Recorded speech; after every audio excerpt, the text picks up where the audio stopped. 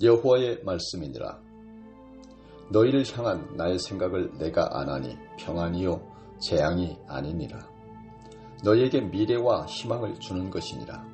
너희가 내게 부르짖으며 내게 와서 기도하면 내가 너희들의 기도를 들을 것이요 너희가 온 마음으로 나를 구하면 나를 찾을 것이요 나를 만나리라. 예레미야서 29장 10절로 13절까지의 말씀입니다. 어느 날 새가 하나님을 찾아가서 말했습니다. 하나님, 다른 동물들은 다 특별한 무기가 있습니다. 뱀은 독을, 사자는 날카로운 이를 가지고 있고 하다못해 당나귀는 뒷발차기라도 하는데 저는 아무것도 없습니다. 하나님은 빙그레 웃으시면서 새에게 날개를 달아주셨습니다. 새는 매일 그 날개를 등에 메고 힘겹게 걸어다녔습니다.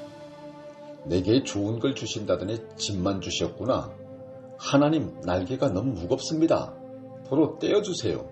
그러자 하나님께서 말씀하셨습니다. 새야, 내가 소중하고 특별한 것을 가지고 있는 것을 모르는구나. 날개를 활짝 펴서 하늘로 높이 날아오르거라. 높은 곳에서 만나는 자유와 희망을 마음껏 누리거라. 그러나 새는 날개가 무엇인지 잘 몰랐습니다. 그저 무겁고 힘들고 짐처럼 느꼈을 뿐입니다. 그러던 어느 날 천길 벼랑 끝 100m 앞에 이르렀습니다. 그런데 하나님이 새를 밀어내셨습니다. 새는 생각했습니다. 하나님이 나를 왜 여기 데려오셨지? 왜 나를 자꾸 미시지? 10m 앞 하나님은 계속 새를 밀어냅니다. 이제 곧 그만두시겠지? 1m 앞 더 나아갈 데도 없는데 하나님이 설마 사랑하는 나를 더 미시진 않을 거야. 드디어 벼랑 끝. 아니야. 하나님이 나를 벼랑 아래로 떨어뜨릴 리가 없어. 내가 어떤 노력을 해왔는지 너무나 잘 아실 테니까. 그러나 하나님은 벼랑 끝에서 간신히 서 있는 새를 아래로 밀어내셨습니다. 새는 떨어지면서 이제 죽는구나 하면서 엉겹게 날개를 폈습니다. 그제서야 새는 알았습니다. 자신에게 마음껏 하늘을 날아올라 자유를 누리는 날개가 있다고 하는 것을. 오직 여호와를 앙망하는 자는 새 힘을 얻으리니 독수리가 날개치며 올라감 같을 것이요. 이사야서 40장 31절 말씀입니다.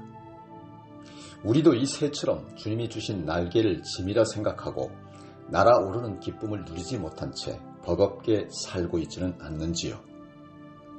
우리가 살면서 느끼는 무거운 짐 때문에 벼랑 끝에서 주님께 부르짖고 기도하며 주님께 매달리고 주님만을 붙잡는다면 그 짐은 우리를 살리는 날개가 될 것입니다.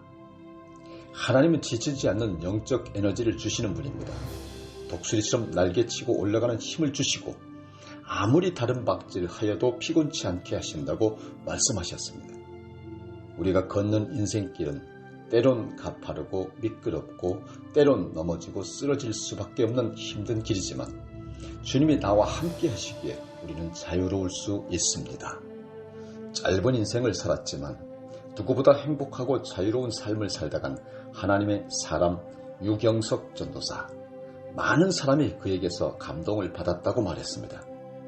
그분의 이야기, 당신은 하나님을 오해하고 있습니다 라는 책의 내용입니다. 하나님을 원망하지 않으십니까? 이는 제가 암에 걸린 것 알고 나서 가장 많이 받은 질문입니다. 그러나 저는 암이 내 생애에서 두 번째로 큰 축복이라고 생각합니다. 가장 큰 축복은 12살 때 예수님을 인격적으로 만난 것이고 암은 내 생애 두 번째로 큰 축복입니다. 저는 하나님을 원망해 본 적이 단 한 번도 없습니다. 제가 왜 암에 걸렸는지도 묻지도 않았습니다. 왜냐하면 저는 하나님을 이해하려고 하지 않았기 때문입니다. 인간이 이해할 수 있다면 이미 신이 아닙니다. 저는 하나님을 이해하려고 하지 않고 그저 신뢰합니다. 우리는 하나님의 피조물입니다. 따라서 우리가 해야 할 일은 하나님을 이해하는 것이 아니라 신뢰하는 것입니다. 저는 하나님이 내게 가장 좋은 것을 주신다는 사실을 신뢰합니다. 저는 암이 왜 생겼는지 모릅니다. 제가 몸 관리를 잘못했을 수도 있고 스트레스를 받았을 수도 있습니다. 어떤 원인 때문이든 하나님이 허락하신 하신 거라고 한다면 그것이 제게 가장 좋은 것이라고 믿습니다. 만약 절벽 끝에 우리가 서 있고 절벽 밑에 예수님이 서 계시다고 생각해 보십시오. 예수님이 손을 벌리며 내가 받아줄 테니 뛰어내려 라고 한다면 대부분의 크리스천은 네 주님, 저는 주님을 신뢰해요 라고 말은 하지만 실제 기어서 내려갈 것입니다. 그러는 동안 피도 나고 상처도 입게 됩니다. 사실 우리가 손을 놓고 뛰어내린다면 주님의 품에 안기는 경험을 할 뿐 아니라 다치지도 않습니다. 그런데도 저는 98%만 놓았고 2%는 놓지 못했습니다. 내가 스스로 뭔가를 해보려고 붙잡고 있었고 제 인생을 모두 주님께 맡기게 해달라고 기도했지만 여전히 맡기지 못했습니다. 그런데 의사에게 암입니다 라는 말을 듣는 순간 절벽에서 손을 탁 놓는 저를 발견했습니다. 10년을 기도해도 안 되는 일이었는데 곧바로 이루어진 것입니다. 그런데 절벽에서 손을 놓으니 그렇게 자유로울 수가 없었습니다. 그 절벽에서 비상을 경험했습니다. 그래서 저는 암이 정말 축복이라고 생각합니다. 제가 암을 축복이라고 생각하는 또 다른 이유는 죽음을 준비할 시간을 갖게 되었기 때문입니다. 만약 사고로 죽는다면 사랑하는 사람과 작별 인사를 할 시간도 갖지 못했다면 회개할 시간도 없고 죽음을 준비할 시간이 없었습니다. 그러나 저는 죽음 앞에서 준비할 시간이 있었으니 정말 큰 축복이자 감사할 일이었습니다. 죽음을 생각해보고 계획도 하고 인사도 하고 미안했던 사람들에게 진심으로 미안했다고 고백도 하고 내 사랑을 진심으로 표현할 수도 있습니다.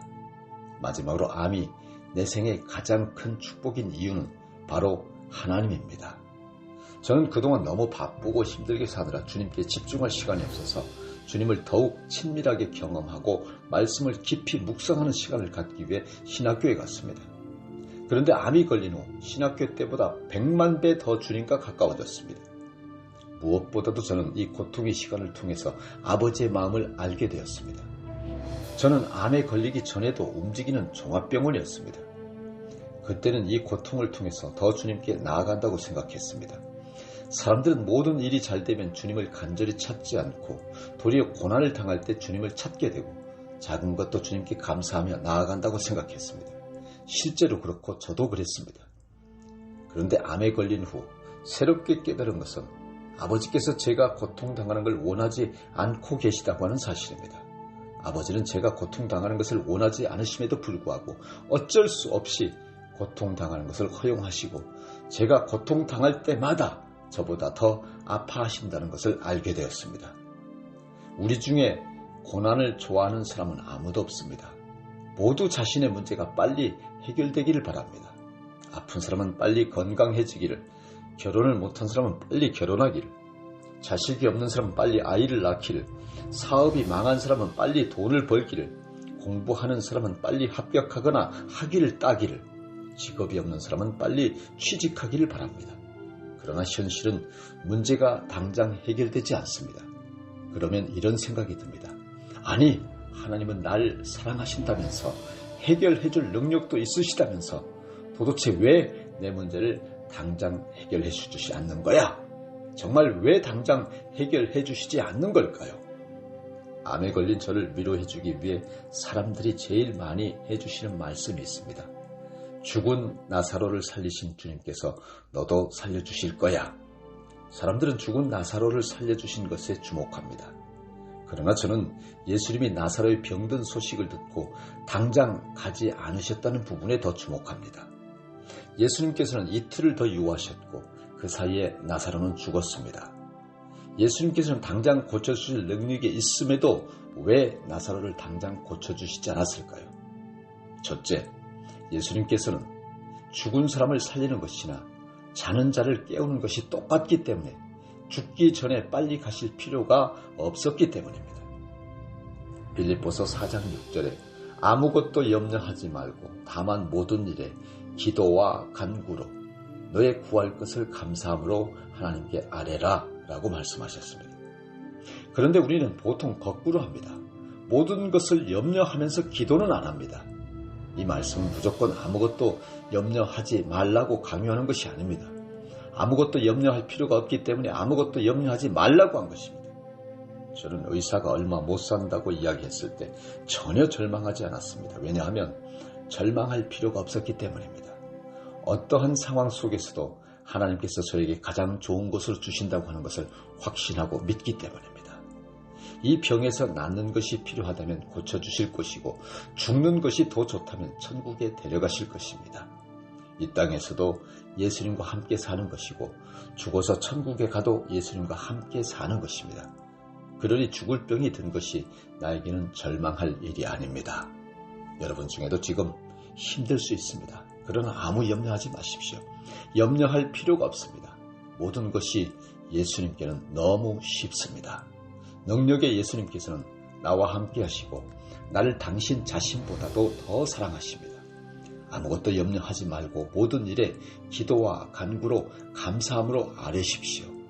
아버지께서 당신이 무엇이 필요하고 무엇이 당신에게 가장 좋은 것인지 다 아시기에 필요를 채워주실 것입니다.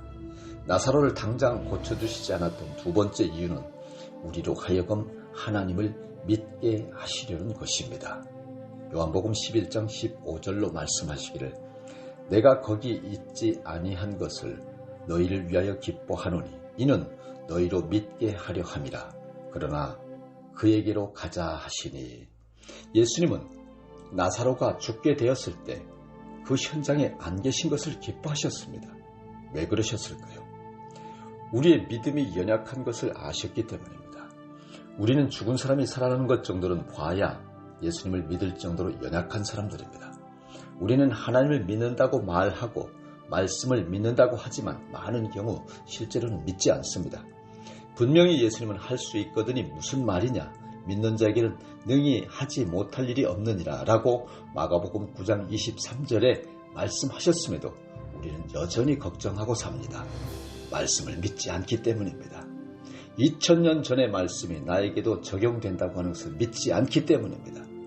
하나님은 우리 믿음이 연약하여 우리가 보기에 불가능한 문제들이 해결되고 고난이 기쁨으로 바뀌는 것을 봐야만 하나님을 전적으로 믿게 될 것을 아셨기 때문에 고난을 잠시 허락하시는 것입니다.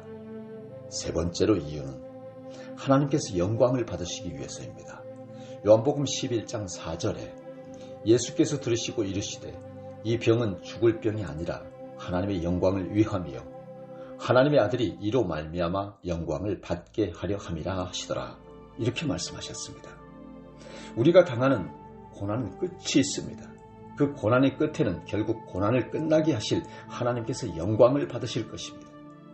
그런데 하나님께서 나의 믿음이 생기게 하고 하나님의 영광을 받으시기 위해 우리의 고통을 이용하시는 걸까요? 절대로 그렇지 않습니다.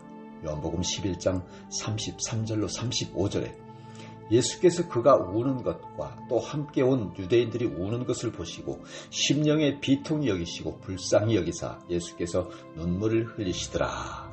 주님은 내 눈물을 보시고 내 아픔을 보시고 심령의 비통함을 여기시고 불쌍히 여기셔서 눈물을 흘리시는 분이십니다. 우리가 고통을 당하지 않으면 안 될 이유가 있기 때문에 어쩔 수 없이 허락하시지만 할 수만 있다면 우리가 고통을 안 당하도록 대신 그 고통을 지고 싶으신 것이 아버지의 마음이십니다. 많은 사람들이 하나님이 나를 위해 존재한다고 착각합니다. 주님을 요술램프 지니처럼 생각합니다. 그래서인지 기도를 들어주지 않으면 원망합니다. 그러나 하나님은 나를 위해 언제나 존재하시는 분이 아닙니다. 내가 하나님을 위해 존재하는 것입니다. 이 사실을 잊어버리면 인간은 불행해집니다.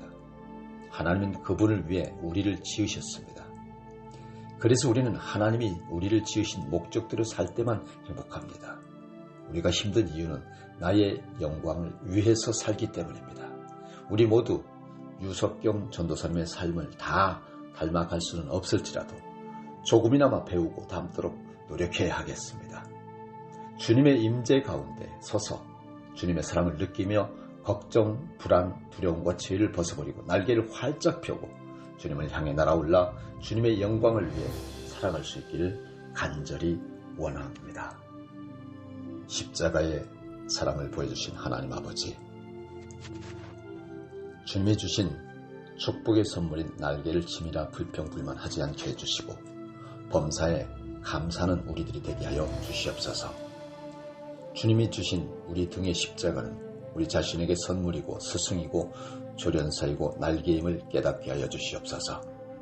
주님이 주신 날개가 때로는 무거운 짐으로 여겨질지라도 우리의 신음조차 들으시는 주님을 믿고 주님께 부르짖으며 주님을 바라보게 하시고 십자가를 지고 갈 때에 기쁨으로 감당하게 하여 주시고 불평과 원망의 마음과 목소리가 우리에게서 사라지게 하여 주시옵소서. 우리가 감당해야 할 십자가가 무겁고 힘들지라도 주의 고난에 동참하고 있다고 하는 사실을 기억하며 오히려 기뻐하게 하시고 앞으로 경험하게 될 영적 부활과 영광을 바라보며 독수리가 날개치듯이 날아올라 자유와 참 기쁨을 누리게 하여 주시옵소서. 예수 그리스도 이름으로 기도드립나이다. 아멘.